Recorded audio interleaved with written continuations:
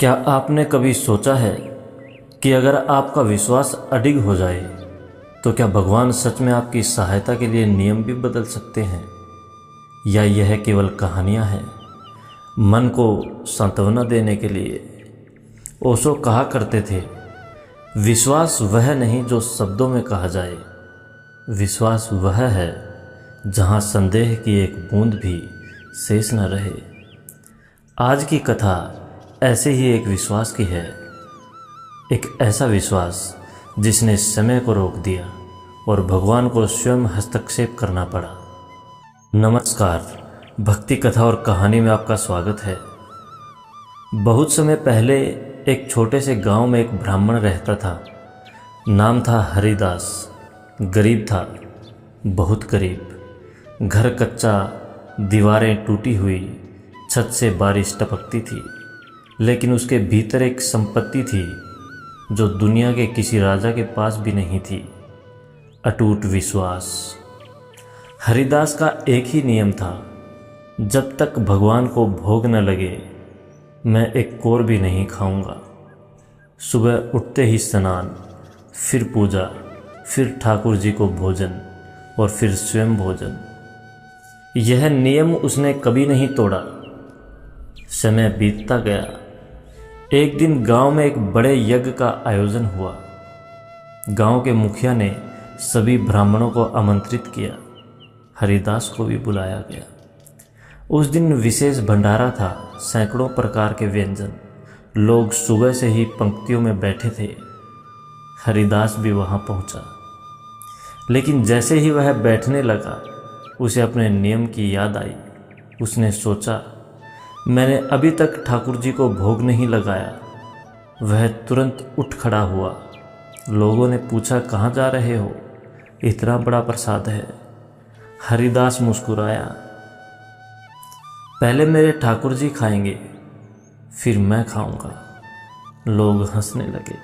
अरे, भगवान भी कहीं खाते हैं। लेकिन हरिदास बिना कुछ कहे घर लौट आया। घर पहुंचकर उसने देखा, घर में अन्न का एक दाना भी नहीं था। उस दिन वह सुबह जल्दी निकल गया था, कुछ पकाने का समय ही नहीं मिला। अब क्या करे? एक तरफ नियम, दूसरी तरफ खाली घर। क्षण भर के लिए मन डगमगाया। फिर उसने आंखें बंद की और धीरे से बोला, प्रभु, आज परीक्षा आपकी नहीं, मेरे विश्वास की है। वह गांव में निकला। किसी से थोड़ा आटा मांगा, किसी से नमक। किसी ने दिया, किसी ने मना कर दिया, लेकिन अंत में थोड़ा सा सामान जुट गया। वह जल्दी जल्दी घर आया, रसोई में आग जलाई और बहुत प्रेम से साधारण रोटी सब्जी बनाई। भोजन तैयार हुआ। उसने थाली सजाई और ठाकुर जी के सामने रख दी।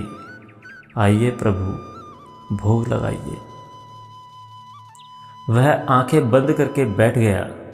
समय बीतने लगा। एक पल, दो पल, लेकिन आज उसे कुछ अलग महसूस हुआ, जैसे कोई सचमुच उसके सामने बैठा हो। उसके हृदय तेजी से धड़कने लगा, आंखों से आंसू बहने लगे। वह धीरे से बोला, प्रभु, आज देर मत करना, मुझे भी यज्ञ में जाना है। तभी एक मधुर आवाज़ आई, हरिदास, आज मैं देर से ही आऊँगा। हरिदास चौंक गया। उसने आंखें खोली, लेकिन सामने कोई नहीं था। वह मुस्कुराया, मेरा मन ही खेल कर रहा है। फिर आंखें बंद कर ली। उधर यज्ञ में समय बीत रहा था। सभी ब्राह्मण भोजन कर चुके थे। मुखिया बार बार पूछ रहा था, वह हरिदास कहाँ गया? किसी ने कहा, वह तो घर चला गया अपने भगवान को खिलाने। सब हंस पड़े। मुखिया ने कहा, अरे, जब तक वह नहीं आएगा मैं भी भोजन नहीं करूँगा। धीरे धीरे दोपहर शाम में बदलने लगी। सूरज ढलने लगा, लेकिन हरिदास अभी तक नहीं पहुँचा। इधर हरिदास अभी भी आंखें बंद किए बैठा था।